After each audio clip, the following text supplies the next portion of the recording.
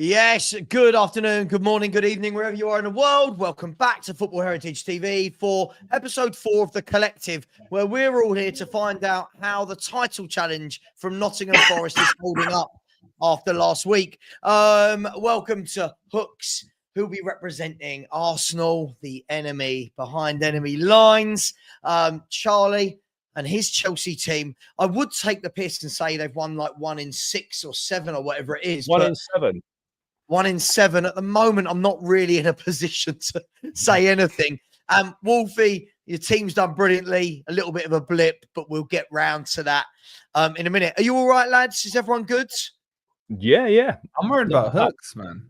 Yeah, I'm getting punched up by something. So yeah, the flu just came, went just headlock, and now I'm just like, oh, man.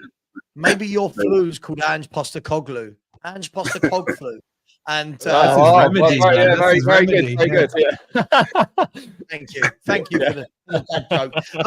Look, this week, guys and girls. Can I say something, Charlie? Did you just put a cherry in the chat? Yeah. What position are you coming from to put? What position are you coming from to do that, man? Nah, but your team lost 5-0, so I've got to enjoy it. Okay, man. Okay. Did you shrink that gap down? No, I didn't take the gap down, but I didn't lose 5-0 though. I love this. Aren't Chelsea like the most decorated team over the last 2 decades or something? And you've got Wolfie in here going, you guys are you're in no position to have a pop at us because they're in the top 3 for the first time in 50 years. As many Champions Leagues as we have, so. Oh, we started early. Big up. Let's start by saying very welcome to DCC, who's become a YouTube member. And by the way, guys and girls, after the show, if you haven't checked out my video from earlier, a rally cry to all YouTube channels to get behind the Levy and Enoch out movement, please check it out because these guys have got to go by hook or crook.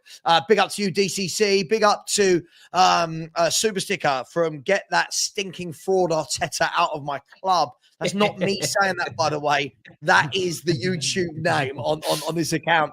Stinking fraud. Smartest Arsenal fan I've ever seen, man. If that's not enough, I'm Donna. Do you wanna? Has become a YouTube member. For anyone that doesn't know, the picture is of Donna Cullen, who is on the board of Tottenham Hotspur. Just in case anyone's wondering who that was. Do you wanna? I'd give Donna a go if it meant her and Levy up and left. Someone's at my front door. Oh, the one. God, it could be her. Is it her? Donna. She's just Donna. Donna. No, it's not. Take the slipper to mum. God. Oh my God. Hang on. It's all happening. Everything's happening in my house at the moment. Let me come to you, Hooks. And big up to Donna. Do you want to has gifted a free Football Heritage TV membership as well? And let's get into it. Hooks, you are the only panel member today that has anything remotely to crow about from the weekend football. A 1-0 win at Wolves. It didn't look like you were going to get the win. You went down to 10 men. What did you make of the game? What did you make of the sending off? Talk to me. No, I can't be shameless. I thought we was pretty crap. I thought we was pretty crap. Well, I mean, like we was lucky that it wasn't. We was lucky that it was Wolves, because if that same scenario plays out against any team that's maybe, I don't know, 14th and above, I think that game definitely doesn't work out in our favor. Even though, like I say, we played crap, I still think that we was the only team that was gonna go on to do something. Like I was pretty comfortable in that sense. I didn't really feel any real threat from Wolves. Obviously, you know, we missed a lot of chances. I think we should have another game where easily we should have been 2-3-0 up in the first half. We wasn't. Kai Havertz missed quite a lot, but I'm not gonna go out and slew him because the brother's literally like running on empty. Like, you know, when like your car's on red and it's like you need to go to the petrol station, but you're like, what, you saying he's tired or he's crap? He's tired, man. He's drained, man. You know, it's on red, and you're like, you really should go to the petrol station, but you're like, oh, but the shop's closer, so I'm just gonna go to the shop quickly. Wouldn't really, life support be a better analogy, man? I mean, maybe he needs some life support, which works out in the sense of a transfer, but it's the 27th and still no closer to any transfers for a striker. So I don't know, man. Like I'm one of the few people that doesn't get angry at Havertz missing chances, because I already knew that he wasn't clinical before he even went to Chelsea. Even before he went to Chelsea, I knew he wasn't a clinical player. He's not a striker. He's not the person that should be leading the line. He's just in that position because Arteta and Edu decided we're not going to go out and sign a 9, and here we are, still crying out for one. So let's see what happens. Join the club, mate. Yeah, let's see. Let's see. It seems like both our managers don't really prioritize strikers. So hey, and I mean, you haven't even gone a season with him yet, so you got some time. I've been there for 5 years, and he still hasn't. So yeah, you guys got to wait for us before you pick up one. Obviously, the red card, which what was happening with that, man? I mean, I've never seen. I mean, it was a really bad decision. I have to say, it was a really poor decision. Isn't that the first time someone's been sent off for a professional foul inside their own half? Yeah, it's my first time ever. Yeah. It's like, but it's like, you know, like, but then I'll say the refs don't like us, and then people will say, "Oh, the refs are inconsistent with everybody," and then I'll say, "No, they're not," and then then it'll be like victim, and then I'll be like, "Okay, I'm not allowed to point out the facts," and you know, the one fact that I like to go to, which I think just shows it all about refs and Arsenal, is I'm still waiting after 150 odd games for somebody else who doesn't wear the Arsenal shirt to get a second yellow for wasting time at a set piece. I'm still waiting. You're such a crybaby, man. I'm still waiting. You are a crybaby. And I'm inconsistent. And you're inconsistent. I'm actually still waiting. Wolfie, I'm still waiting. Why? Do you know what? Yeah, people say it's inconsistency, but for it to be inconsistency in refereeing, it has to happen. It hasn't happened since Trossard. Trossard was actually the last time that it happened. You want to know who it was the time before that? Declan Rice. Do you want to know who it was the time before that? Nobody. Stop wasting time then. Stop wasting time. But I do get his point though. Like, it is a consistency issue, because how many times do you see that, like, players booting the ball away every game, and some refs might do something about it, others won't. You either apply the rule consistently or you just bin it off, because it's just, otherwise it's just a waste of time. And do you want to know what's funny about it all, Wolfie? Joao Gomez should have actually been sent off for kicking the ball away and wasting time. He was sent off though, wasn't he? Yeah, but he wasn't sent off for kicking the ball away and wasting time. Oh no! He didn't get crybaby, man. He didn't need to get a yellow for that, because obviously only Arsenal players can get second yellows for that. So you know what I mean? This and Michael Oliver. Yeah, look, Michael Oliver. Yeah, he's the brother. Yeah, that sent off Martinelli. Yeah, for 2 offenses in less than 20 seconds. That still to this day, I've never seen. That was not stupid enough to make 2 offenses in 20 seconds apart from an Arsenal player. Do you know what's worse? Do you know what's worse than the red card itself, right? What's worse is that officials have sat in the VAR room, watched that back multiple times, and they've doubled down on it. That's even worse. Yeah. That's even worse than the original decision that was made. The decision that was made was shocking. Even more shocking is watching it back and still deciding it was a red card. That's even worse. You know what's more shocking than that? Hooks' inconsistency. Wait. Do you know what's more shocking than that? Losing 5-0 to the Cherries. Yeah, Forest getting 5-0 by the We only lost 1-0 at Bournemouth. We only lost 1-0 there. I lost 2-0. We won and clean sheet at Bournemouth. So don't chat to me about Bournemouth. Yeah, I had 10 men. I had 10 men. Did you have 10 men, Wolfie? Against who? Against Bournemouth. Did you have 10 men? Yeah, we did last season. Which No, is this season. No. Let me land my point. No. Your point is invalid because you lost 5-0. You haven't We're even not heard my talking point. about last season. We're I not haven't talking even about heard last my season. point. I'm We're not talking talking about still last about this season, red card Wolfie. crybabiness. We're not Right? talking You about come on last here season. wanting us Wolfie. all to feel sympathetic for you. I don't want yeah? sympathy. And I don't care. If you didn't, you wouldn't be talking about it. Facts don't care about your feelings. Nah. Because do you think the refs are inconsistent? Yes. I'm talking it's the sky blue. It's the sky blue. Like, what are we doing? Okay. So, did you talk out about when Forest didn't get those 3 penalties against Everton last season? I didn't. I don't recollect. Nah, you don't. Okay. Yeah, I didn't watch the game. Tell me. All right. Let me ask you this. I'll give you a broad. Okay. Broad I thought Joe scope Linton should have been sent off against Southampton. How about those apples? Yeah. And when did you call that out on the show? Well, I actually called it out on the show today with George. How about those today? Oh, so yeah. once Arsenal have had their thing, yeah, suddenly you want to gather. No, but who was the the ref for that? Okay. Who was the ref for that? How many? I don't know. You don't know, but you know who ref your game. The inconsistency is embarrassing, man. What do you mean? If you're gonna call out and cry about decisions, then call out and cry about decisions that don't impact your team or the Cartel 6. I do. Yeah? I think that Martinez should have been sent off against who did they play? Fulham for a 2-footed challenge. I was always told, letter of the law, 2-footed stud shoulder. Did you call it out? Again, I called it out today.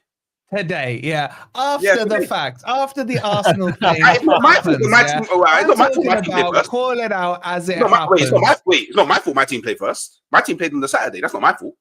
Oh, so all these inconsistencies that have happened before today, yeah. Unless you're going to tell me before the Arsenal game, there was never referee inconsistency. I think something's. Because it's your team, you want to cry about it. Because your team, and you want us to cry for you. Oh. I'm so sorry that I'm going to talk about my club before other clubs. But if there's problems with the refereeing, and that I think is a problem, I'll call it out.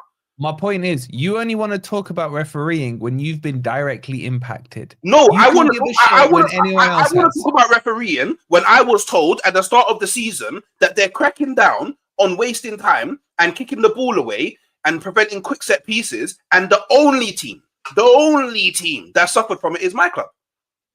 I can't call out other. I can't call out other. How you solve that problem? I can't call out other bad decisions. Stop taking 3 years to take a free kick or a throw in, man. Newcastle waste time. Yeah. I've watched your club with my own eyes waste time. Everybody wastes time. Everybody wastes time. Don't you average like 45 seconds a throw in or something? What does that have to do with anything? What does that have to do with anything? My point still stands. Your point doesn't stand. About this. Your point doesn't stand about your team. Your point does not stand. You have no right to bring this red card up. Because you don't talk about other incidents until something's impacted you. I'm not the Oracle of football. I'm not Theresa May of. I'm not. What's her name? The Mother Nature woman. I'm not her of football. I don't go around saying, "Oh, so sad." Exactly. Every game. Exactly. Because if you did, then you would have. Then you could say you've been consistent about your calling out of the refs. It's not my job. It's not my job to though. It's not my job to. However, if someone asks me, "Oh, what did you think about this decision?" then I'd be like, "Okay, I think that was a bit mad." But people don't ask me. To be fair, though, we should all really be supporting each other with the refereeing shit because it's mad. Exactly. That's basically my point. That's basically no, it's not your point. Yes, no, it's not your point. No, it's not your point. No, it's not your point. No, it's not your point. No, it's not your point. No, your point is violence today. Wolfie, no, your point is I honestly what's happening here is this is a deflection tactic from the real talking point, which is the 5-0 hammering. That is. Hang on. We're just gonna. Should we just move on from Arsenal? Right? Exactly. This is your own fault, Wolfie, because you opened your mouth and started creating some hate for Arsenal when all I was doing was calling out. I don't know. Maybe you've been under a rock since getting fists up at the Bournemouth red light district here, but everybody has been talking about the Miles Lewis Skelly red card. And Because that is fine if you are consistent. You've been on about the fan. I know that you was going to the ground in the 90s. Yeah. So I know that that you have never seen in your life any footballer get a red card for that. Ever. But I know that you've seen it at least minimum 100 times. If I said it was a red. If I said it was red, all I've said to you is What was it? It wasn't a red, but I was it? No. You have to care because you have to care. Remember, I had to care. Because I had to care. Remember, I had to care. So now you have to care. Yeah, so you don't have to care because I'm playing your game. No, don't be your game. I don't have to care. No, don't be a hypocrite. You decided this week it's important to care. We all you want to be a hypocrite? Oh, you want to be a hypocrite? Yeah, I'll be a hypocrite. I'll be a hypocrite because you've decided this week. You want to be a hypocrite because you want to be a hypocrite. Yeah. Savva, I'm done. Arsenal won. I got my 3 points. How's about we talk about some deforestation that happened? Climate change is serious. Climate change is serious. A lot of trees fell down this week. Yeah, man. Big problems coming. We need trees to help us breathe. They give us oxygen. Why was you letting them cut them down? Bro, that was like 11 trees. Lions in London, man. All I've seen is pussycats. 11 trees were chopped down on the south coast. That's think about all those people with no oxygen on the south coast. We're jumping away from Arsenal now. Are you that excited? Yeah. Are you that excited? Because Charlie, what I have to say to you is, well done. You've closed the gap. Well done. Wolfie, we haven't closed the gap. Do you know the problem is, Wolfie?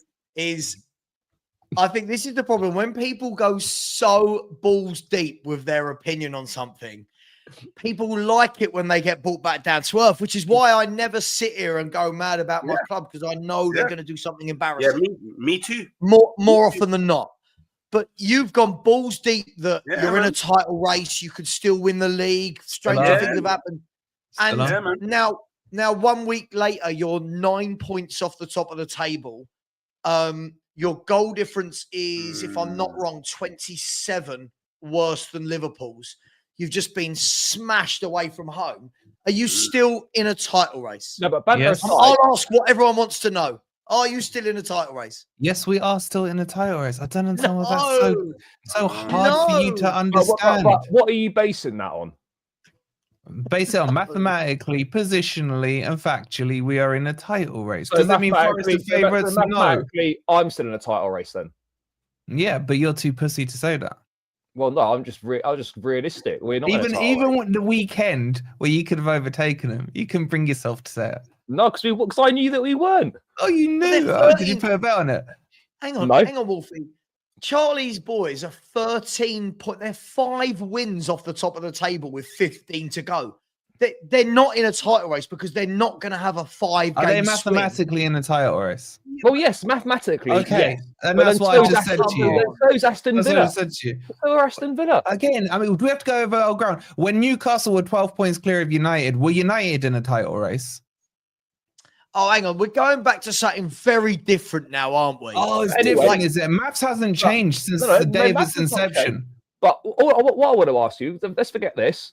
What happened on Saturday? Yeah. Oh, so now you want to move away because you can't answer that question. We'd like to find out. I can ask you as well. When Man City were 8 points behind Arsenal, there's always exceptions. There's always exceptions. Yeah. Okay. So when it suits your agenda, it's fine. When it doesn't, maths fails you. Yeah, I get it. Hey, focus, Wolfie. Focus. We need to talk about the game. Explain. All right, let's talk about the game. No, what did I say to you guys in the group chat before the game? You didn't think we were going to win. You did say that, but I said we will lose. I said we will lose. Yes. Surely you didn't think it was going to be a 5-0 humiliation. 5-0, 1-0, 10-0. It doesn't make a difference. We lost. What happened though? Why did you get battered? Because Bournemouth are a tin pot bogey team club. That's what they are. And that's what they always will be. Tin pot. They're 12 unbeaten. Mate, they're on the same point as us. Have you seen the place? Their roof, they've cancelled games against Forest because there was a little wind in the past, right? I don't like them. Hang on. I feel like when we're having football conversations, we need to decide what are the metrics we're basing things on. Because if we're going to go by football, Bournemouth for the last 2 years have been a very good team. They're going on the up and up. They've got a very good manager. They're making very good signings. They play very good football. They're hard to beat. They're 12 games unbeaten with 10 injuries. And you're going, they're a tin pot team. Hang on. Let's call this for what it is, right? At the moment, Bournemouth are 4 points behind you lot, who are they're on the same points as us. They're the same points as Chelsea. How can you come on here and call them a tin pot team? I mean, you clearly haven't been to the Vitality there, man. I've been. Absolutely dumb, man. It's not great. It's not great, but so you've got more subscribers than they can hold people, mate. That's what I'm saying here, right? It's an embarrassment. They shouldn't even be in the Premier League. Now, having said that, they do have an excellent manager and a couple of excellent players. But my agenda with Bournemouth aside, we were never going to beat them. We haven't beaten them since 2015. Hence, when you asked me, Savva, the morning of the game, what's going to happen? I said, we will lose. That's how bogey teams work. Just like the way that you guys can beat Man City, even with Ange, yeah? Bournemouth would beat us with Ange in charge of them. That's just football. That's just life, yeah? And I made my peace of it a long time ago. So for me, we've played them twice. That's out the way. We can focus again on where we need to go. Okay. So other than the fact that you want to sweep over the game and you want to belittle a club that are only 4 points behind you and are one of the most informed teams in the country, can we please, I need to get back to this, that you believing that 9 points off Liverpool and they've got a game in hand and a 27 better goal difference. They're literally 13 points ahead of you if they win their game in hand. And you truly still want to sit here and tell all the viewers and everyone on this panel that you're in a title race. Okay, I've defined this title race thing to you so many times. That doesn't make it right. I'm repeating myself so many times. Last year, Arsenal, Man City, and who was the other one? Liverpool were all in a title race. Guess what? All three of them didn't win the title, but they were all in a title race. I don't know how much more simple you want me to describe it to you than that. Forest being in a title race does not necessitate that Forest will win it. Chelsea being in a title race does not necessitate Chelsea will win it. But Arsenal as well. But can you say Arsenal in title race? Yes. Will they definitely win it? You can't say. Who are the favourites? Liverpool. I don't know how hard that is to understand. I really don't.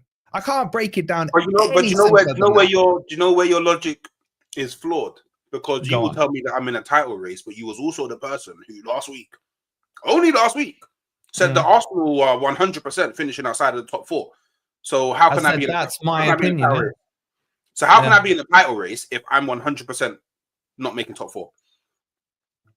How does that not make sense to you? You can't drop off like you did and bottled it when you were 8 points clear, and then you became no longer in a title race. But mathematically, you could no longer win it. I don't understand your logic. How can you think I'm in a title race if you think 100% I'm not making you are currently in a title race. When you can't be in a title race anymore, you will not be in a title race. A Spurs in the title race. Have you got enough points to catch them? I don't know.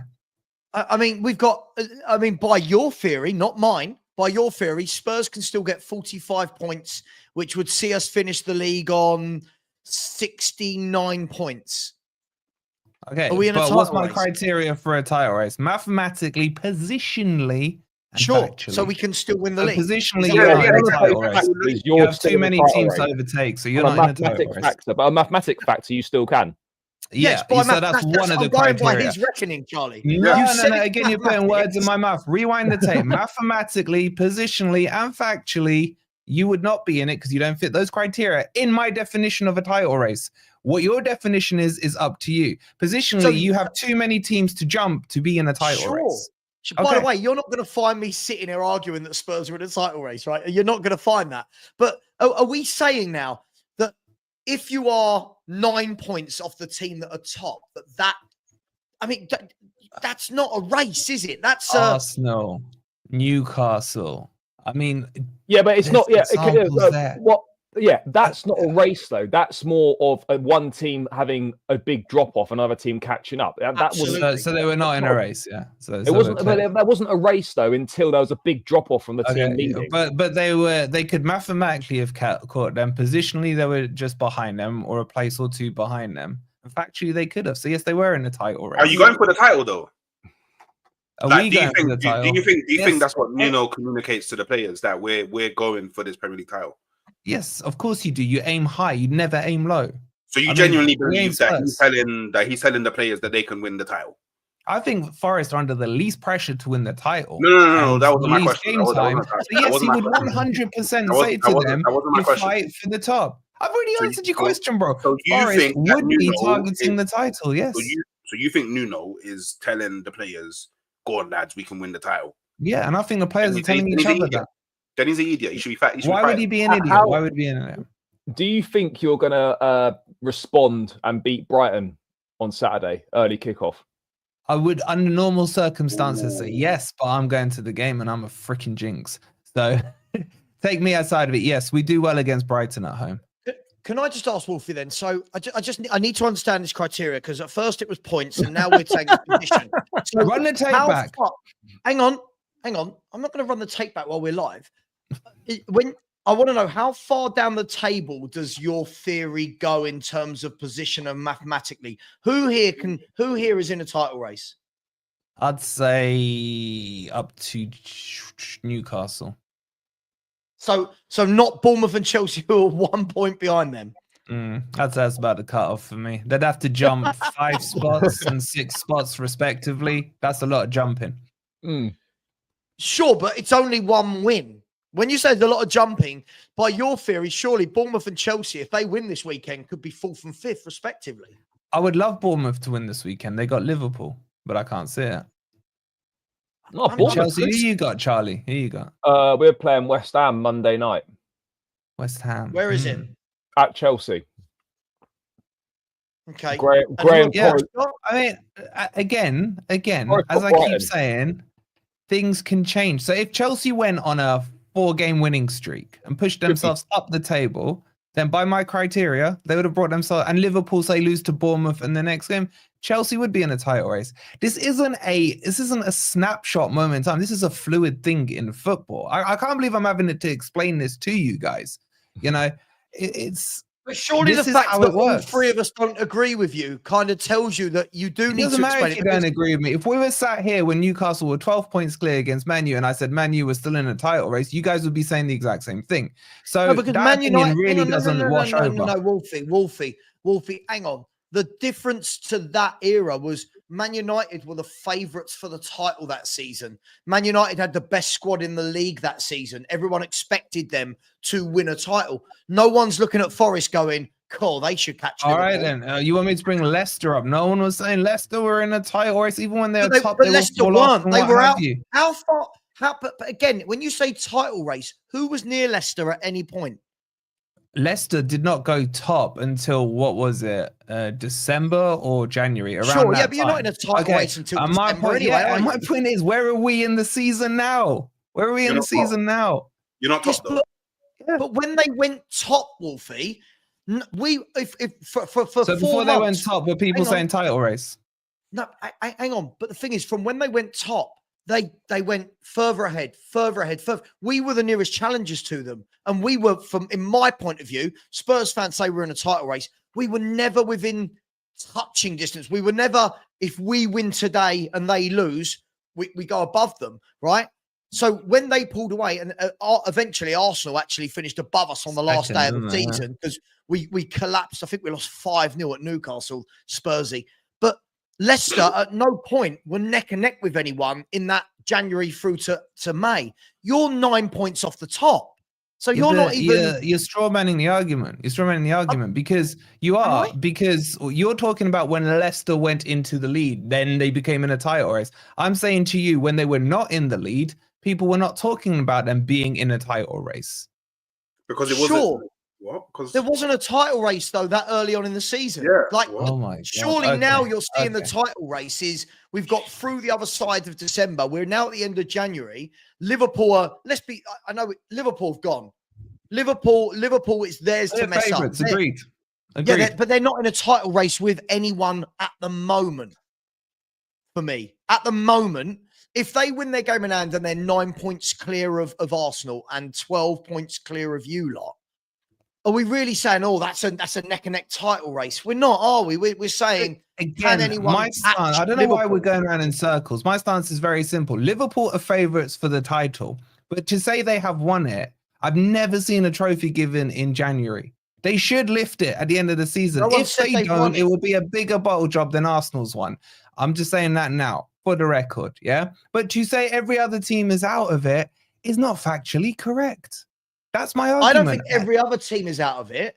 I think you're out of it. You're not good enough as a team. So by definition, as things stand currently, the only team you would say in it are Arsenal. I would say, I mean, for me, I think if we're going to define it by your metrics, Arsenal, yes. I don't think Arsenal are in a title race either. Hey, just on that point, I just wanna throw it out. Yeah. When Arsenal won the league in 97-98, at this exact game week, we was 9 points off the top of the table. So you can overturn. I know Hooks teams can. Hooks teams can. Can you see his team overturning it? That's what I'm talking about my team, innit? Okay. Yeah. So what I love about Hooks is he does come with some truths. Evidence of doing it. Yeah. My team has evidence of doing it. You know that thing? You like the heritage, proving you did it before in the past, so you can do it again. We've done that before. So so why everyone's ruling out my team being 6 points behind, I don't know, because we've conquered bigger gaps. There you go. So you're literally turning around to my way of my subjective view. Yes, you are. Are you doing Forest buying any players this week? I'm still waiting, man. We need 3. Need 3. What do you need? We need a CDM, but that might be okay on that because Sangare is pretty much back fit. We need a backup striker to Wood, and I think we need another winger. Do you reckon we'll get any of that? Bro, this market has been dead. Oh yeah, when's Cunha coming? When's that club record bid coming in? I told you, like, it was all fake news on that one. Fake news. Well, no, did you? Savva, you're not going to deny. You're not going to deny that I said that. You're not going to deny I said that. No, he did. Wolfie did say it. He did say it was fake news. But last week you also said that you were going to sign top players, and I'm waiting to see who these top players are that are coming to Wolves. Window's not closed. I will be disappointed if Marinakis doesn't make a signing. Very disappointed. Because I think we're okay on PSR. Your views I've also been disappointed in the whole window in general, to be honest, boys. Well, you had Edu, so everything was gonna be fine. He's still under you lot. Still got him gardening leave for 6 months, haven't you? If you don't do anything, does that change your opinion of where you finish? Depends on injuries. If we have to, there's certain players we cannot afford to have injured if we haven't brought backups in. So if we don't bring anything in, then with the current squad, we would be too thin for me to win the league or even get Liverpool close at the end of the season. Would be too thin. But you'd be mathematically and positionally in a position to do it now. No, Charlie's just asked me for my opinion. We're not talking maths now. I want to ask one last question to you about positionings. Go on. If Nottingham Forest now didn't make European football through league qualification, I don't know if are you still in the FA Cup? Yeah. Yeah, you're in the FA Cup. If you don't make and I believe it's the top 7, right, in the Premier League. They change the rules every year. But if you didn't make the top 7 from where you are, would you now say that that's a poor season for Forest, or would you say actually from where we were at the beginning, from what was expected of us, it's been a good year, finishing 8th? Anything European is not just a good season, an outstanding season for us. Okay. From a position of expectation now, it would be disappointing to see us drop. You know what I'm saying? It's like, how can I'll give you an analogy. Spurs at the start of the season would have seen Champions League as an expectation. Right now, staying in the division would probably put, a little bit of happiness on the Spurs fans' face. So that would kind of be the analogy. So if you said to a Spurs fan, give me 17th at the start of the season, they would have said sack the manager. Right now, they'd be like, you know what? I'll take it. Let's move on to next season. I mean, it's a bit of a sweeping generalization. I'm not going to take 17th, but yeah, I see what you're saying. But the reason I bring that up is the team that are in 7th are only 4 points behind you. So I feel like there's a tiny gap. There's a very, very small gap. And those teams seem to be starting to, if we look at it, Bournemouth stringing wins together, Newcastle stringing wins together, Man City stringing wins together. It feels like these teams are now all, and I wonder whether or not your boys will be able to deal with that pressure. They've not had that before. I'm not knocking them. I'm just saying you haven't had to deal with that pressure before, right? Like this at the end of the season. I think Saturday will be telling though, like what the response is like against Brighton. Early kickoff at home. Yeah, I think Saturday's more on Nuno. If you win that game, then you maybe look at that as just a one-off result. But if you were to lose or drop points again, then more questions start getting asked. So for me, it's all about the response. I still think Forest can finish top 6. But yeah, if you lose again on Saturday, you don't win, then you start to wonder, can these guys deal with the pressure as the bubble kind of burst? Yeah, Forest have to win on Saturday because after that we got Fulham away, which is, well, you never know what you get with Fulham, but then it's the next 3. They're the key 3 for me. We've got, I can't remember the order. I think it's like Arsenal, Man City. Newcastle, Man City, Arsenal. Are those all away or 2 at home, 1 away? No, 2 are at home. Man City and Arsenal are at home. Newcastle's away. So that's going to be the period there. If Forest come out of that with a good handful of points, then even Savva's going to have to start questioning his own logic. Do you remember about 2 weeks ago, I put in the group, I put your fixtures. You had a spell of fixtures. Do you remember, guys? And I said, this is the spell. I said, this is the spell. And you turned around to me and said, oh, everyone said this was the spell earlier. Yeah, it's true. The difference is that spell of games at this stage of the season is very different because beginning of the season, no one was expecting anything from you. You lot have talked a lot now about how good you are. The pressure's on. You have. You are like a one-man. I get that argument. And look, banter aside, seriously speaking, the thing that I think plays in our favor is our fixtures in terms of quantity. Because all the other teams around us, barring Newcastle, who have the Carabao Cup, which is their definite priority, are all going to be playing 2 to 3 times a week. We won't be. We've got a game a week. I've got 10 days off. I'm going Dubai, bro. Dubai, innit? Yeah, I'm going to Dubai. I managed to squeeze in a Dubai trip for 10 days. So yeah, but following that, you got the Champions League, the FA Cup. Oh wait, you're out of that. You got the Carabao Cup. Oh, you're half out of that. I get what you're saying, Hux. When's the Dubai trip coming? The Dubai trip must be soon for Arsenal because it's FA Cup. Gap, they can squeeze it in. FA Cup, not this weekend, the following weekend. Yeah. Nah, it's midweek. The FA Cup's ours is on Tuesday. Is it? I think it's. I think the Carabao Cup is the weekend before, and then 2 days later is the FA Cup round. There'll be a little Dubai trip for Arsenal. Trying to There's time. Yeah. It's time for it. Yeah. Any new signings as well? It'd be great. You will finish above Spurs, Wolfie. I'll give you that. You are going to finish above Tottenham Hotspur, as are Arsenal, as are Chelsea. You're all safe, gentlemen. There's no late surge coming. We're not going to win. We're not going to win 15 in a row. Don't worry. We're in a. We'll talk about Spurs a bit later.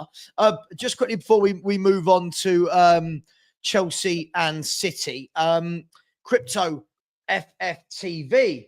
Is that part of your? Some of my boys. One of your boys sent his crew in. I ain't sent no one in, man. I've been at work till about 5:30, right? I ain't sent no one in. He sent a backup. Wolfie's got backup saying Spurs relegation bet place. Well, Spurs were something like 600 to 1, I think, to get relegated. This morning, you could get us as low as 33 to 1. Have you put a bet on that? You put some money down?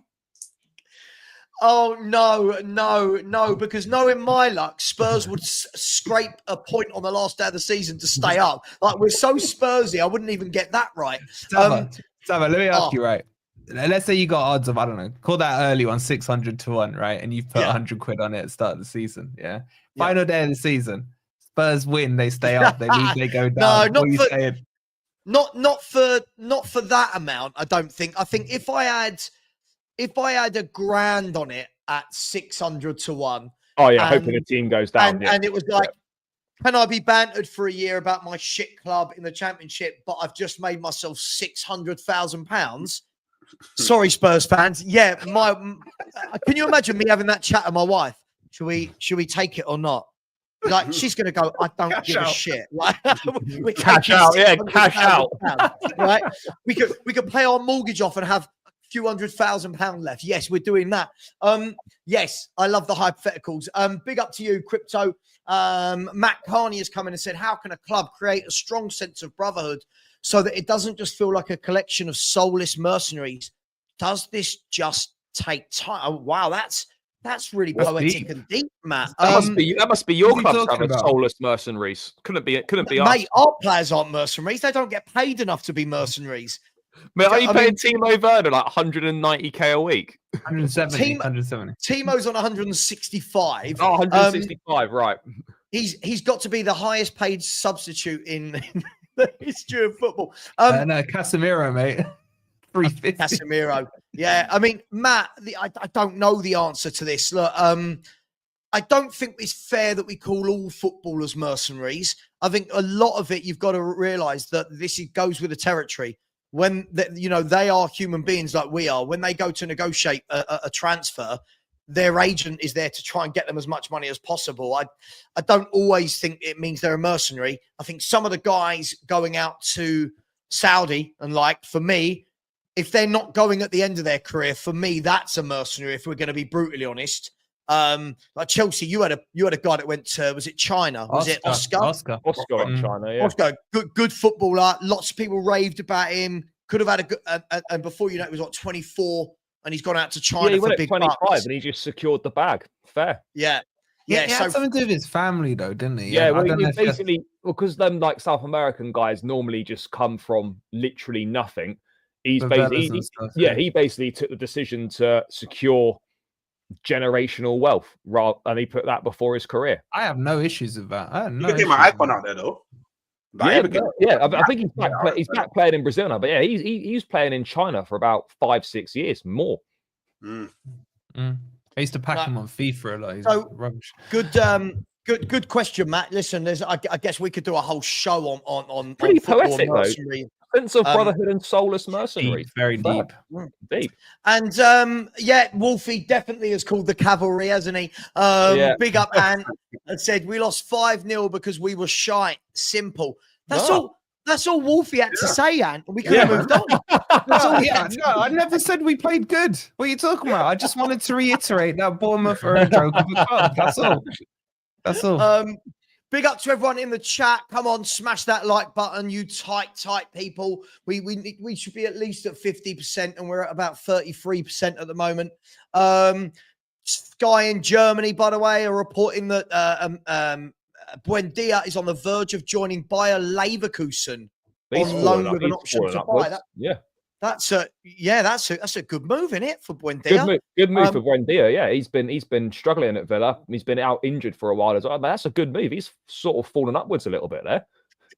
West Ham, Spurs, and Bournemouth thought to be interested in signing Brighton striker Evan Ferguson on a loan deal. Only Spurs could get a striker in on loan that doesn't score goals. That's just about Spurs. And he'd probably choose Bournemouth over you as well, to be fair. Yeah, wouldn't you at the moment? Would you want to come and join a relegation battle? How mad is that sentence, though, Savva?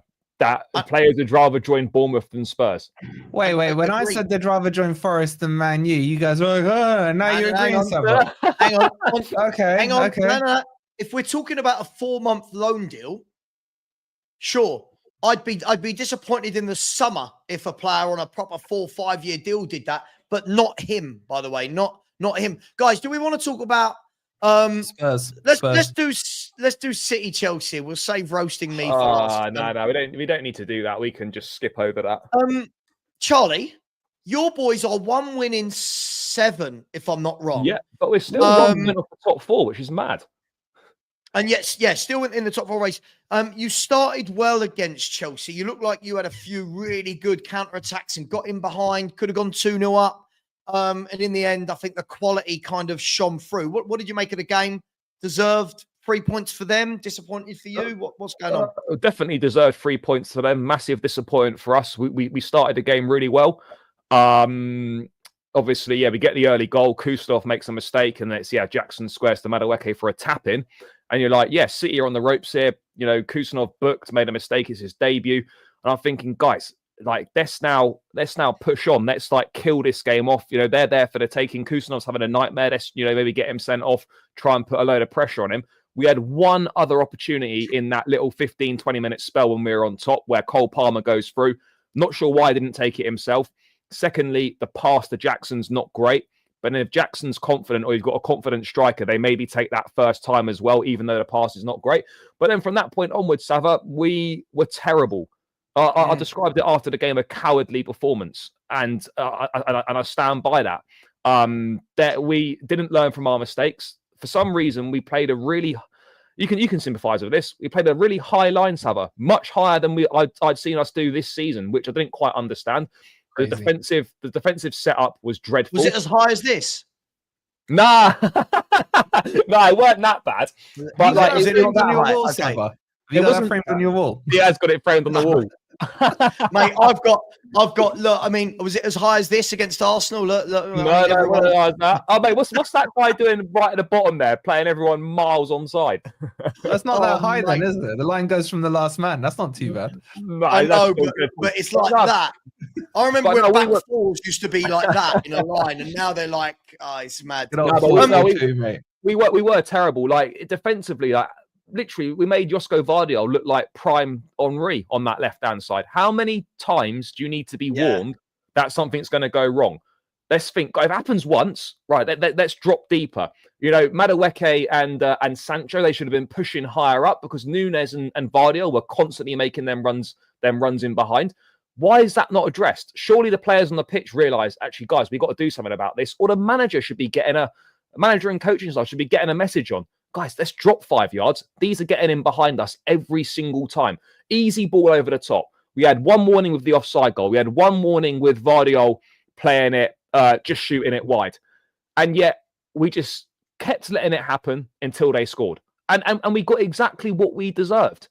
Nothing from that game. And a team that has got winning mentality, that's got, like, you know, winners in, you know, and experience and know-how, that game's killed off in half an hour. I hate with Chelsea, I hate to keep talking about the past because it's boring, but if you've got a Diego Costa type in that thing, Kustanov's getting sent off. He's given him absolute hell. And yet we had an opportunity with City on the ropes and we didn't take it. And we paid the price. And ultimately, yes, you can talk about winners. There are a few winners in the team. Yes, Reece James has won stuff. Yes, Fernandes has won a World Cup. Yes, Cucurella has won a Euros, but they weren't main players in that team. And I just look at it now and just that game particularly, that game was there for the taking. City were there for the taking. And if we were more ruthless and had a bit more of a killer instinct about us, we would have won that game. But ultimately, it was a cowardly performance before I even, don't get me started on the criminal that we've got in goal. And it just wasn't good enough. But it's just a familiar story. What did you make of everybody? What did we all make of Mamouche on his debut? I thought he looked very lively. I thought it was really good. I thought it looked very, very good. You know what's mad, right? People talk about Bundesliga signings and flops, right? We seem to don't do that well with it. We signed Werner and Havertz for combined over 100 mil. Not very good. But, and then Kunku's not done great either. But then you look at the players that City have signed from the Bundesliga: Haaland, De Bruyne, Akanji, Vardiol, Gundogan, and now Marmoush. That's 5 that have definite successes, and a 6th from the Bundesliga who looks like he's going to be a pretty decent player. So how are they getting it so right? But yet other teams, ourselves included, I'm sure there's others, are signing players from the Bundesliga and it's not working out. But yeah, I thought Mamouche was... It's also cheap in that Bundesliga. I've always said for years, that's the market you want to be bringing players from. It's the most similar in style to the Premier League in terms of pace. It's not as good, don't get me wrong, but players can make it from the Bundesliga across to the Premier League. I think it's very different to say Serie A to the Premier League. And I agree. Marmoush, I mean, as I keep crying about, we nearly had him for 25 mil in the summer. He's just a You mean he didn't pick you over City? No, he was going to stay with Frankfurt. That's it, for another season. And then City came in as 17. He's a good player. It shows you he's quality, man. He's absolutely... He gives me kind of Mahrez vibes, but just a little bit. By the way, Mahrez has got one of the best first touches I think I've ever seen. He's not an out-and-out wide player, though, is he, Mahmood? No, he can play centrally as well. Yeah, and I think that's the danger is that he will pick and choose if he's down the channel or through the middle. He looks lively, and I think he's going to be a top player. That boy. What he will do is he will pull men away from Haaland and create Haaland space as a bare minimum. As well, he'll make runs in behind. You literally played into his stride. I could not believe your high line. That's their Alvarez replacement, isn't it? I suppose Marmoush. He must be the Alvarez replacement. He's better than Alvarez. No, but what I mean is in terms of I know. They didn't replace him. He's the replacement. Yeah. But let's not deflect here. Let's talk about. Are you going to finally, after 2 years of arguing about it, can we now agree that Jackson is a fraud? No, he's not. No, he's not a fraud, but he's struggling. You're still dying on that hill. No. Let me explain why. The two issues here, right? Yes, he's missing a lot of chances. That is a problem. Nothing new. That is a problem. The biggest problem is that we don't have an alternative, despite investing over £1 billion in the squad. We don't have an alternative. And the second issue is that he should never be in this position in the first place. He wasn't signed to last summer or the summer before to be the first choice striker at Chelsea. So one, we've put him in a position that he's not ready for too soon in his career. And secondly, we have signed no alternative for him whatsoever. So yes, he's not doing that well. Yes, he's struggling. But I look at it as a recruitment issue where for 3 years now, we've needed a striker. And for 3 years, we have consistently ignored it. And then we're wondering why we're struggling when we've only got one option up front. And then our alternative from the bench on Saturday was to bring on Nkunku, who's agreed personal terms with Bayern Munich, who's not a number 9, who doesn't want to be here. And he was useless. And at about 5. Are you agreeing with me or not? I can't tell through all that. No, I'm not agreeing. I think the wording you use, Wolfie, isn't fair though. Like, why is it if we're going to talk about player, why do they have to be brilliant or a fraud? I just think he is what he is. For 2 years, I've been telling Charlie he's not a 9. He shouldn't be leading a line. He's crap. He shouldn't be leading the line, but because he's not a 9. He's not a 9. And Charlie's been like, oh, but he's still young. And then he starts bringing Rasmus Højlund out of all the examples you could bring. Højlund is way worse than Jackson, by the way. Oh, I'm not going to argue with you on that, but that's got nothing to do with the fact that he's still a fraud. But is 14 Premier League goals in your debut season leading the line for Chelsea after having one season at Villarreal? That is not. That's a good going on stats again. All right, okay, easy argument. Do you think he's better than Chris Wood? Who's better, Chris Wood or him? I'll take Nicholas Jackson. What are you looking for? Okay, so then don't talk to me about stats. Then don't talk. What are you looking for? What are you looking for? Chris Wood scored 14 goals. Yep, sure, but I mean, if we look at it, I mean, look, I'm not even the greatest fan of Nicholas Jackson. I agree with Charlie. I think when he came in, for me, I thought he was meant to be like a kind of backup player to build and grow. He was. He's gone in playing every game. I mean, again, this year he's got 14 goal contributions in like 20 games. It's not the worst. He's not terrible, but the problem is he's not a Haaland. Do you know what I mean? He's not an Isak. He's not a top forward. Agreed. But he wasn't signed to be that. That's my point. But that's what he's doing, Charlie. That's what he's doing. People that White wasn't signed to be a right back at Arsenal. No. But what I'm saying is, people that are expecting Jackson to be an Isak, to be a Haaland type, are going to be disappointed because that's not him. So if you're building Jackson up in your thought process, you built him up. I've never once expected Jackson to be an Isak or a Haaland type. I've never expected Jackson to score a ridiculous amount of goals. Stop the comparisons. I'm talking right here, right now. Should you not be getting a number 9 and dropping? Yes, we should. I've always said we should be getting a number 9. We should always. Yeah, you are agreeing with me. I want to know what Hooks thinks on Jackson. But that's not agreeing that he's a fraud. That's me saying that we need an alternative option because we do. Can I just say, just quickly before we go, Hooks' opinion on this? I'm looking at Nicholas Jackson, right? And Nicholas Jackson in his last 83 games for Villarreal and Chelsea, he's got 55 goal contributions. Well, that's pretty good.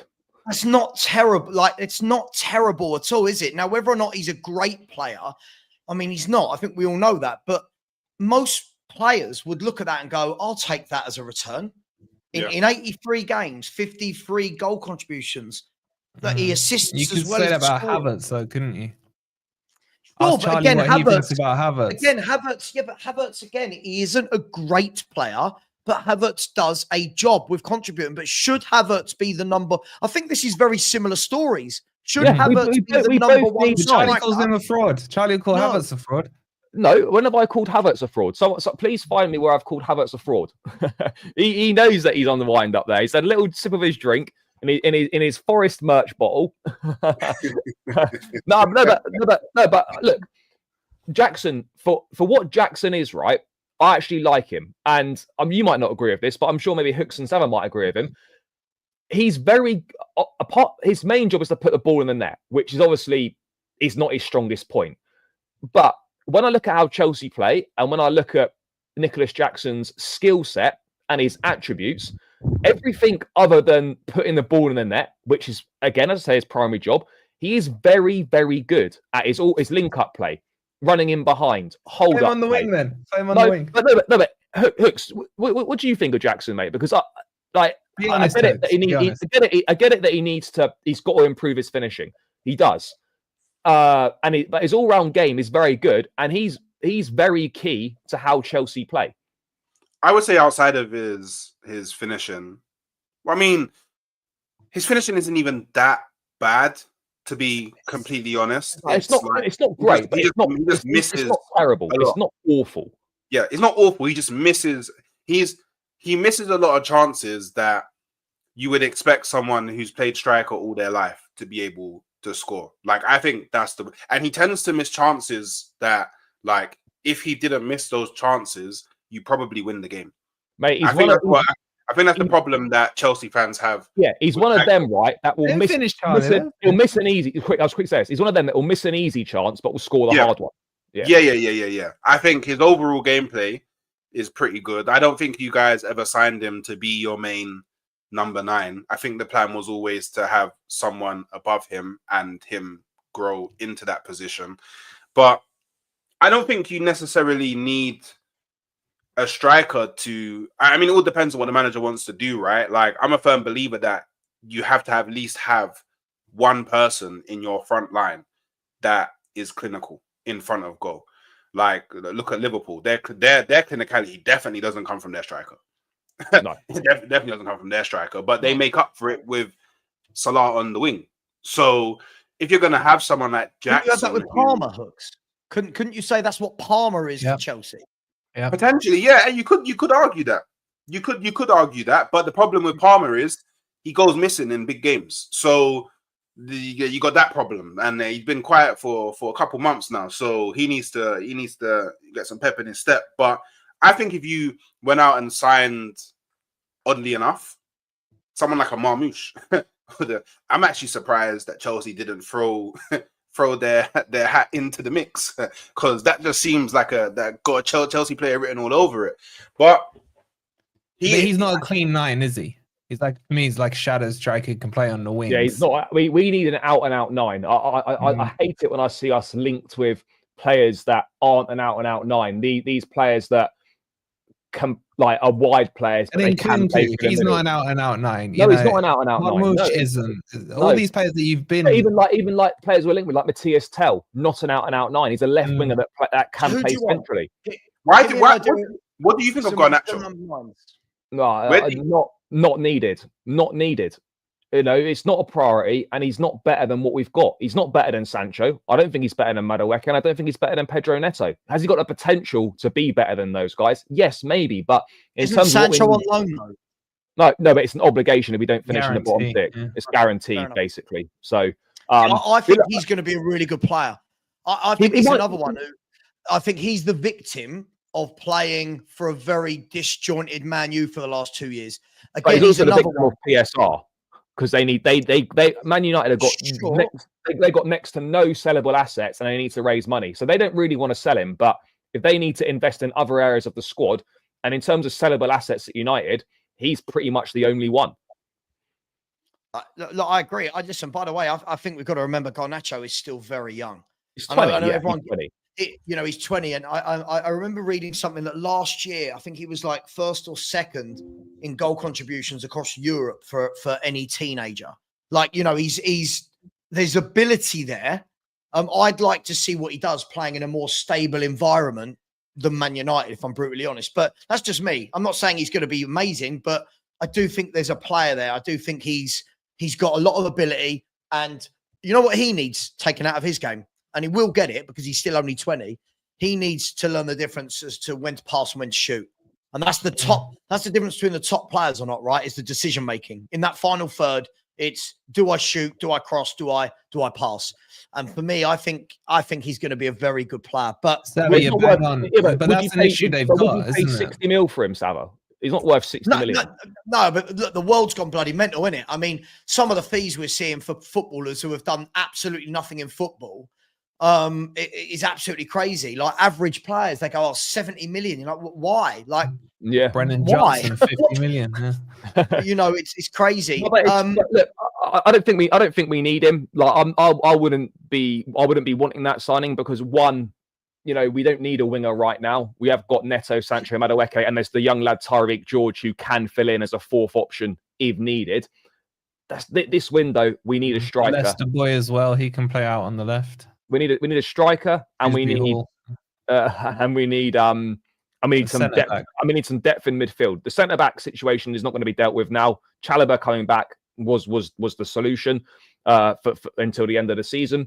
And then we try again in the summer centre back. But honestly, if Chelsea don't sign a striker this window and don't bring a midfielder in, we won't finish in the top 4. But what is this Chelsea Arsenal hatred for buying a number 9? I don't understand it. I don't get it. Like the manager wants a 9. So why we're not getting a 9, I've got no idea. It's constantly linked with, looking at, interested in, when nothing happens. What's your excuse, Hooks? Why haven't you got 9? Like you say it as though these two are the directors of football at their club. If it was down to me, we would have had a 9 in 2 weeks ago if it was my choice. Yeah. Come on, why have you personally not signed a number 9? Where's the 9 at Arsenal? I wanted Gyökeres from like March last year. Like that was before last season even ended. So I don't know why we haven't got. Well, I have a theory as to why we didn't sign a striker. So I believe the reason why we didn't sign a striker is because Arteta only wants Sesko, and he believes that he can get Sesko, and he would rather wait for Sesko than to buy someone else to then Sesko be made available. Like Arteta has this really weird thing where once he wants a player, that's kind of all he wants. Like we saw him, because I know when, for example, when he first came to Arsenal, one of the first players he wanted was Jorginho. He couldn't get Jorginho, so then he ended up getting Jorginho like 3 years later. So he always wanted Erdogan. Like he always gets players that he always wants, and it's weird because it's like there's so many other strikers. Why don't you just get Cunha? I want Cunha. Like, hey, all these names that people name, like people always tell me, "Oh, why don't you just get this person? Why don't you just get?" Yeah, but Cunha. Let's be real, right? Cunha is so attainable for Arsenal. Like it's not even the price is maybe a bit off-putting. Yeah, but if that 50-60 million quid for Cunha is a difference between not winning the title and winning the title potentially, surely that's money well spent. 100%. But Cunha's not for Arsenal for me, and he's my number 1 target on any transfer list. What I mean is, I see him more as a 10 or a shadow striker. Again, he's not an out-and-out 9. He's not an out-and-out 9, but he could still be. Arsenal need an out-and-out 9. He could still be a good option to play instead of Saka. We need a goal scorer. He'll score goals, but I'm saying in terms of the structure. A good number 9, by the way, not just anyone. I think Arsenal would be top of the league this season. Now, I wouldn't have said that in the summer because I didn't see, probably like most people, I didn't see this huge drop off from City. But I think the difference between you lot and Liverpool is, you're not a bad team at the back, Arsenal. And if you had a Gyökeres, and I know that's the one that I think most people would talk about, even if you had a Vlahovic, a Gyökeres, it doesn't have to be a 40 goal a season, man. If you had a guy up front who bangs you in 20, even Mateta, like someone said in the chat, Mateta, it'd do a job. Chris Wood, Chris Wood, getting Chris Wood. Yeah. Prolific just a real number 9. Pick anyone. Solanke would do a job at Arsenal. No, not Solanke. Don't Solanke. Yeah, one good season. One good. Surely Arsenal could even try and look at bringing someone in on loan, even if you can't get your main. Say Sesko's your main guy, right? But Arsenal. I would take Ferguson, by the way. You take Evan Ferguson, but you'd have to sign him permanently because you've already got 2 domestic loans. You'd have to get rid of Sterling or Neto. I would get rid of either in a flash to bring in either, because Neto's never going to play for Arsenal because we're out of the FA Cup now. Can't play in the Carabao and he's Cup. cup tied anyway. Yeah, exactly. Yeah, he's not going to play in the Champions League. And I mean, he's never playing. Yeah, so I don't know why we just don't send him back. And do you know what? Yeah, the reason why I wouldn't even mind bringing in someone like Evan Ferguson is because Arsenal's problem is there's never someone that's just always sitting in the box. Goal hanger. If we just had someone that's just always available in the box, we solve so many of our issues. Like we're good at moving the ball around and dragging people out of position and getting like the other team's shape all dismayed and all them things there. But when you need someone to be in the spot where you finally open the door and you just need to give them the ball to score, there's never anyone there because Havertz is all on the other side of the pitch, like on the other wing. It frustrates me so much because I don't understand why players do it. Like if the ball's on the right side of the pitch, why are you bare far all the way on the other side of the pitch? Like, don't you anticipate the ball needing to come into the box? So how do you think? I know this is it's completely irrelevant now. But do you reckon, when you were linked with Vardy after they won the title? Yeah. Do you think Vardy would, if he'd gone, do you think he would have been decent at Arsenal? No, 100%. No, I don't think you need. Vardy's about pace, man. Vardy's about pace. Hooks, you're bang on with your. Vardy would have been. You don't think Vardy would have been good at like he would have done fine. Don't get me wrong. He wouldn't have flopped. I'm just saying the profile that Hooks is talking about is exactly what they need. Vardy's not that profile. He still would have scored goals. I'm just sitting here trying to think. When was your last out and out decent number 9? Aubameyang. He kind of floated in from the left. You'd say. You wouldn't say he was an out and out. He did I'm talking pure he was raw a goal 9. scorer, though, wasn't he? He was. I know that. But I'm talking as a 9. Are we going back to Anelka? Anelka, maybe? Oh, sorry, yeah, Anelka. We have to go that far back. No, but he had Van Persie. Van Persie, yeah, it would be. Van Persie's not an out and out 9. He's not an out and out 9. No, but Van Persie was playing as a 9 though. Yeah, but he likes to come in off the left. He likes to come in off the left. He's not an out and out. He's not like a Shearer. But he played 9 and won United the league. Yeah, but that's after how many? It's not his natural position. I agree with Hooks. It's not his natural position. He like started as a winger for you, didn't he? He started as a winger, if I remember rightly. Yeah. Like Henry. There's no better striker player that's played in the Prem, but left naturally comes off the left. He's not like a Shearer who just 9. Like I would 9. Like Harry Kane 9 in the old Harry Kane. The new Harry Kane likes to do the whole 10 shit and all of that, but 9. Like, do you know what I mean? Teddy Sheringham 9. Like these guys are just in the Sheringham more a 10. That's nah. United was okay. I hear it. Yeah, Cole 9. Like, do you know what I mean? Yeah, that's Van Nistelrooy 9. That kind of thing. Proper centre forwards. Do you want to have a go at bantering me over the state of my club? Is that something you would find fun for a few minutes? Yes. You know what? Yeah, I'm just gonna throw it out there. Right now, for me, it's not fun. Yeah, because you have no hope. That's where the fun comes from.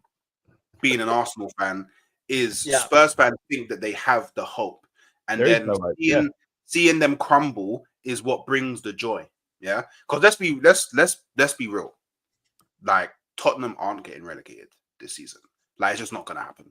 Like, Yeah, but as, Hooks, as that's the funny as hope. it is, it's just not. I mean, if it happened, if it happened, That's the Wolfie, hope, that's Hooks. the You're hope. looking at it wrong. But That's generally the hope. speaking, right?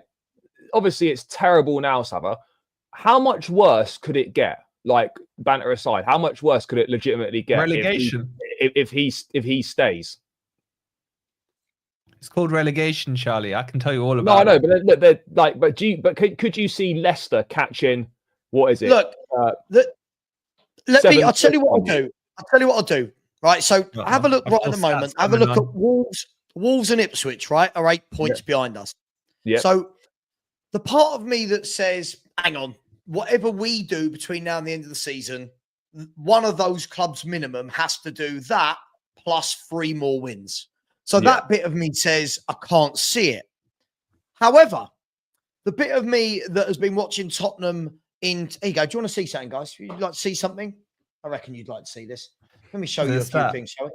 I got a feeling stats coming up. I mean, look at those last 10 games in the league. 1 win.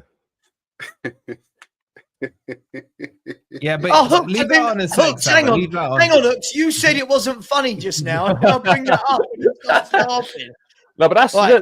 but the man. Do you know what's even worse than that? Is you still got Spurs fans defending it. That's worse Mate, than that. Don't. Right, have a look. Ready? I'll show you a few things. Then Do let's you know have a what, look. Sorry, I was These just are gonna all- say. Go on. Sorry, go on. No, I was just gonna say the thing you need to be looking at is who your next 4 fixtures are, because they're not. I was going to show you guys. Don't you Yeah, worry about that. But look, again, this was all teams couldn't win a game for love nor money. Played Tottenham, Dr. Tottenham, and won. Not that one. Have a look at this. So since that High Line versus Chelsea, remember that picture? Well, there it is again. Look at the number of defeats. Look at it. 25. Whoa. 25 defeats. Whoa. That wasn't even that long ago. That was November 2023. So 15 months ago. In 15 months, we've lost 25 Premier League games. Here's one for you. I think you guys will like this. I mean, Hooks will like this. Ready? So, Arsenal, 13 defeats in 100. You ready? I've seen this one here. Spurs, 13 defeats in 80 games less. Right? There you go. Crazy. 1 point from our last 21. Right? We haven't won a home game for 84 days. 4 points from the last 36. Look at this. You ready for the big one? 1.04 points per game this season. By the way, the F off Ange is just something I added for effect. And then if you look at this, right? Where is it? There you go. Look, Tottenham still haven't got as many points this season as we got in the first 10 games of last season. That's mental. That's crazy. Right. How many points and do you you've got want? Spurs fans that will come in here every day and go to me, Savva, you're too impatient. You got people like Wolfie going, oh, but if he leaves, nothing changed. He is abysmal, gent. Like to the point where I love him. I'm laughing because it's how could any self-respecting Spurs fan go on a panel show and try and argue their way out of this? You can't back it. It's indefensible. It is literally dreadful. indefensible. But like, what wasn't the wasn't the Levy out? I know the Levy out stuff doesn't really change much, but wasn't that the most vocal it's been at the ground in quite a significant amount of time? Yes. Yeah. But weren't they singing Ange's name a week before that? So surely that's a positive, though, then, Savva, that like the match-going fans at least are maybe starting to turn a little bit. Well, what normally happens with Daniel Levy is Daniel Levy will back a manager until the fans turn on Daniel Levy, and then Daniel Levy will go, oh, hang on, squeaky bum time. The manager's got to go. Now, every Spurs fan I think most sensible Spurs fans last night are sitting there going, oh, he's got to go. Like, you know what I mean? Like in this, we battered City 4-0. That was 12 games ago. And in the 11 Premier League games since, the only team we've beaten is the worst team that's ever played in the Premier League, Southampton. And the only other point we've got in that period of time was Wolves at home, who are in the bottom 3. Right? It's at the stage now where I get it. If like I've got my mates that are away from YouTube, they're almost like, oh, we're not even going to bother bantering you. We actually feel sorry for you at this. Do you know what I mean? Like we're a mess. They got too Everything soft. is a mess, and I don't really know. I don't know what to say, because you would think with injuries, form, you'd think that the manager would get them together and go, do you know what, guys? But Savva, you mentioned the Be injury tight, thing, right? be compact, Yeah. be hard to beat, and we're not. But Spurs fans mention injuries, not saying you, right? And teams do have a drop-off. Newcastle dropped off and they had a lot of injuries last season. The drop-off was nowhere near as big as what Tottenham are doing. Bournemouth have got 10 first-team players injured, and they're still finding a way to win games. Yes, there's going to be a drop-off when you've got players missing. But fundamentally, regardless of what players you've got out there, the coaching is absolutely diabolical. There's nothing. There's absolutely nothing. So yes, you can say that injuries are playing. I've just sent you a WhatsApp. Like how is it possible that other teams can get by with injuries, but Tottenham just literally fall apart? I just don't get it. Oh, I don't know if you can bring that up, Savva. That image. I would have. Yeah, it would have been great if I'd had that before the show to send to myself and get prepared. But yes, I hear you. Well, I'm just trying to do the other side of it, right? Because if I was a Spurs fan, I'd want him out. As a non-Spurs fan with the brother who supports Spurs, I want him in, right? Yeah, so that's my position, right? But these injuries are getting to the point where I can't think of a team that's had this many. Now, you can blame him. For me, it's on his training stuff. We had this at Forest, Arsenal. I remember, Hooks, you had about 4 or 5 years ago. Everyone was dropping like flies with your staff. We had it last season. We had 14 players out. Didn't you take their medical staff or something? If I remember right. Man United did. Yeah, Man United, and then they started to get injuries. Yeah. So there's definitely a connection with medical staff, managers, and routines and stuff. But it's getting to the stage now where he can hide behind it quite comfortably. And the way I read this now is Levy's looking at it saying, I'm going to sack him, but I'll sack him once you lose to Liverpool. That's where his line is, I think. This is what I think is going to happen. I think that's what I was saying that to George earlier on our stream, that I think that Ange will get sacked if he loses against Liverpool, because then it's like, because what Levy's probably trying to avoid is a similar scenario to Mourinho, where he sacked someone when they actually had the chance to go, because then he knows it will fire back on him. Because if he sacks Ange and then Tottenham get knocked out, he knows he will get the heat. But you know what's mad, right? That's 10 days away. I can't wait 10 days. Would you rather wait 10 days or another 10 months?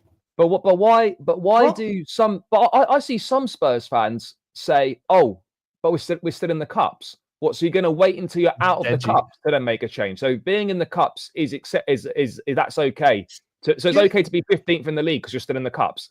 What's do you know the funny thing about that, Charlie? Right? That? The funny thing about this, we're still in the cups thing, right? Is everyone goes, "Oh, we're in 3 cups." Well, okay, let's look at it.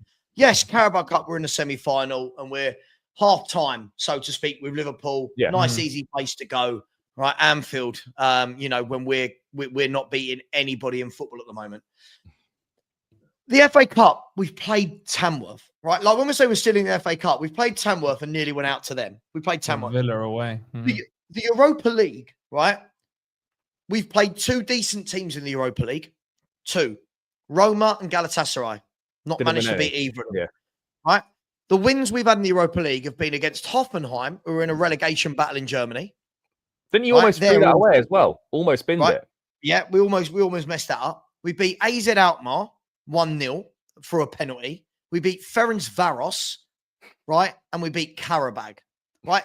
So when we look at this, right, we keep, this whole notion that, we're still in all the cups. He's doing really well in the cups. Well, realistically, you're not going to be knocked out of the Europa League by this stage because we're not going to be worse than the top 24 teams in the Europa League.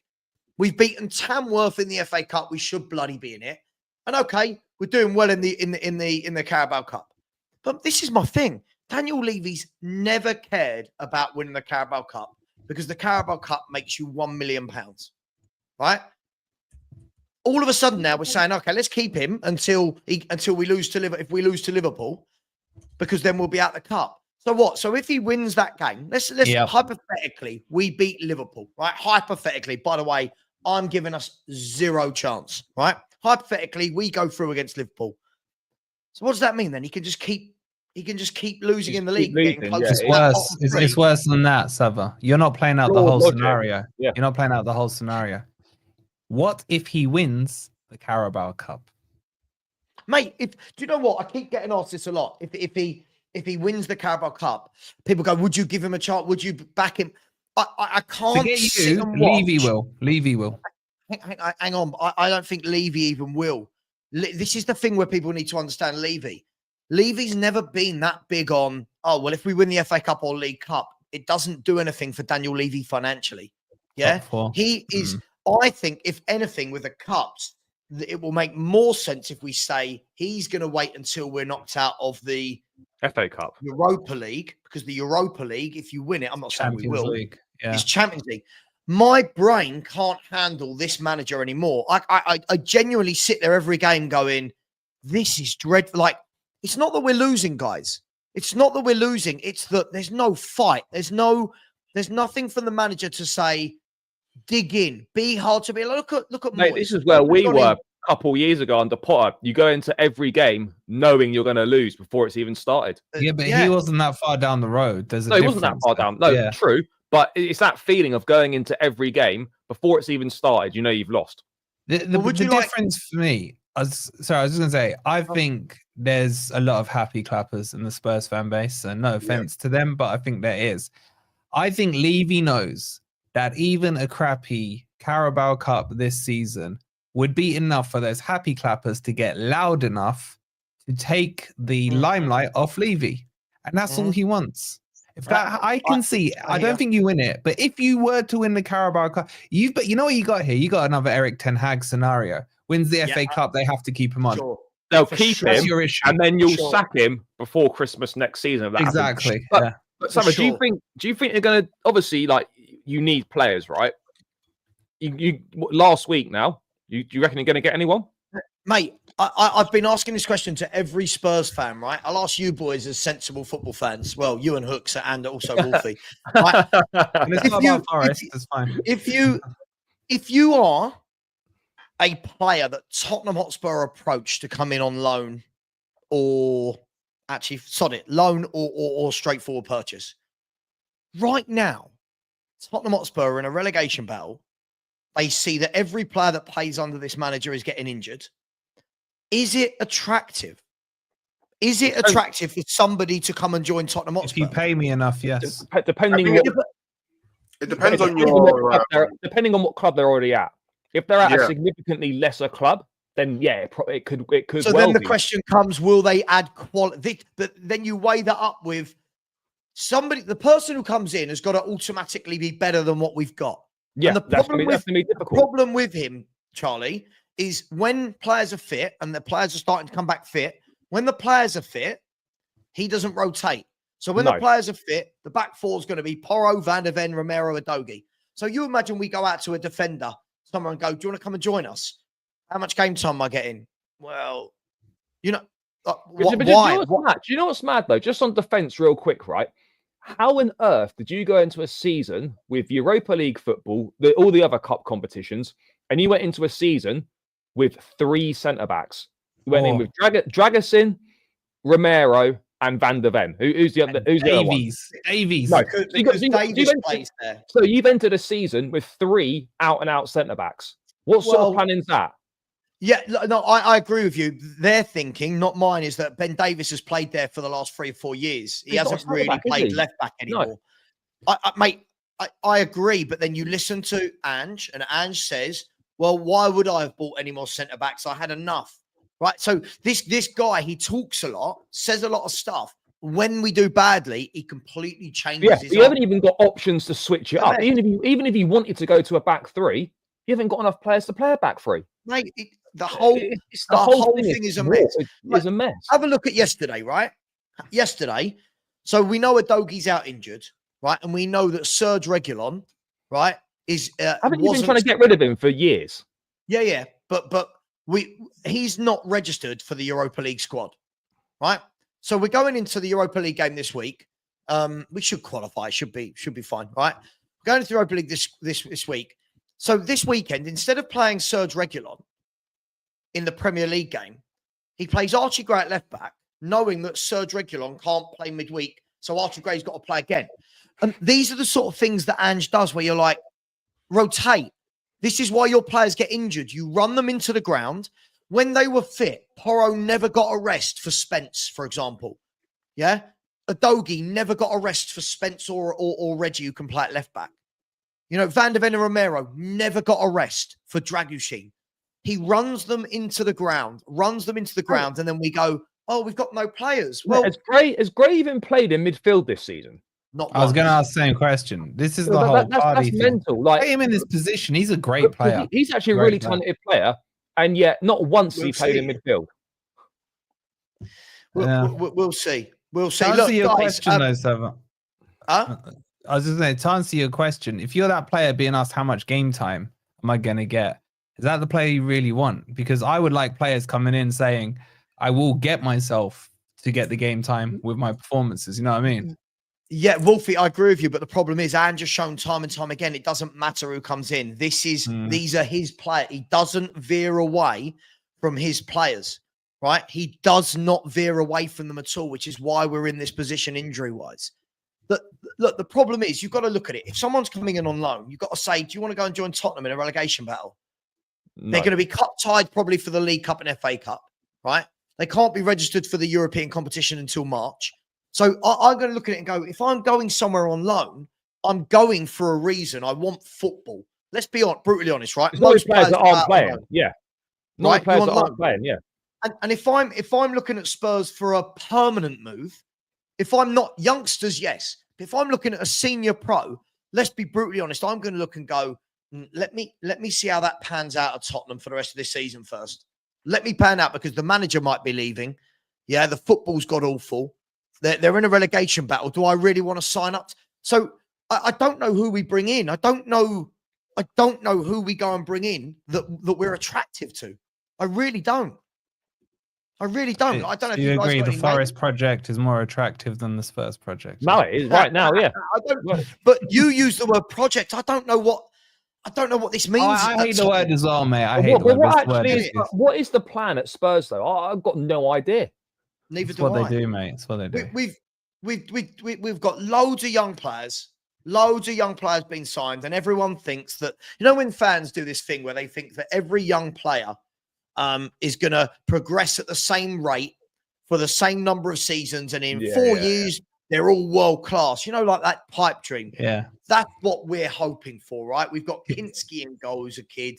You know, you've got is Porro still young? You've got people like Jed Spence, Adogi, Archie Gray, Bergval, Mikey Moore, like Johnson. It's a pipe dream, right? And listen, I am going to end the show there, though, guys. I am going to end the show there. Can I ask you one question? Sorry, it'll be a two. I'm scared to ask it, but I'm intrigued to know. Go on. Would you take Daesh? Do you know what? Can I answer that in a backwards way? If the option was for an interim manager until May, yes. If the answer was, do I want him on a 4 or 5 year contract? No. But for a firefighting job, yeah. Wolfie, people keep saying that. We are sinking. Somebody said earlier, we're not doing that. Yeah. We're doing this. We need to shore it up at the back, and we need some points. There's a man for the job. There's the perfect man for the job. Big Sam. Bring him in. Yeah. Bring him in. I'll end the stream on that, man. Not even by my Spurs non-liking level. That's Wolfie, but Wolfie, do I want Sean Dyche? No. But I've kept telling you, you're not listening to me. This is the worst Spurs manager we've had, right? So when people are naming names of managers they don't like, they're better than Ange Postecoglou. We need to grind out. My worry is, just quickly before we go, Hooks needs to go and I need to actually go for my dinner. The worry I've got at the moment is, Wolfie, is if we get dragged deeper into this relegation battle, we don't have the manager with know-how, how to set up a team to drag out dirty 1-0 wins or draws. We don't have it. He knows one way. So do I want Dyche? No. But if someone says to me, I want a manager for 4 months to come in and stabilize, there are many I would take that I wouldn't take for 4 or 5 years, if that makes sense. For me, it does, and that's scary that it does. It's scary. That you know what, Savva? You'd actually be better off with Dyche over Iriola right now, because he takes a while to get his team to play the way he wants. Not going anywhere near Spurs. I know. I'm just saying. That's a scary thought. That's a scary thought. Well, look, let's pick this up next week. By the way, just quickly before we go, I've got a super chat, and people are asking Spurs next games. We've got Brentford away at the weekend. Liverpool away in the Cup. Villa away in the FA Cup, followed by Man United at home in the league, Ipswich away in the league, and Man City at home in the league. So, mate, I'm not being funny, right? I don't think you're going to win any of them games. No, me neither. Let's see let's see in 2 weeks' time, guys, if Spurs have gone down from 33 to 1. Just quickly, Matt Carney has said, for each of you, what is your level of patience? How many off days is a player allowed before being replaced? Should we be cold-blooded or forgiving? Can I just answer this really quickly for all of us? And you guys can tell me if you disagree. Matt, I think the difficulty with this question is I think it all depends on where the player is in their development. Like, if this is a young player, you don't go cold-blooded. You have to nurture them. You have to know when to take them out the firing line, when to put them in it. If it's a top player that's at the peak of their powers and they're having 2, 3, 4 bad games, I would expect that you go, right, you're out. Fight for your place. Yeah. I think it really depends, mate. But thank you very much for the super chat, Matt. Please go and subscribe to Halftime Hooks, Forest Fan TV, and Blue Brother CFC. Please subscribe to myself as well. Yes, I would take him all day long. Thank you. Take care, guys. And I look forward to next week when Nottingham Forest will be about 15 points off the top and Wolfie will still be telling us they're in a title race. Take care, everyone. Levy out, Enoch out, and come on, you Spurs.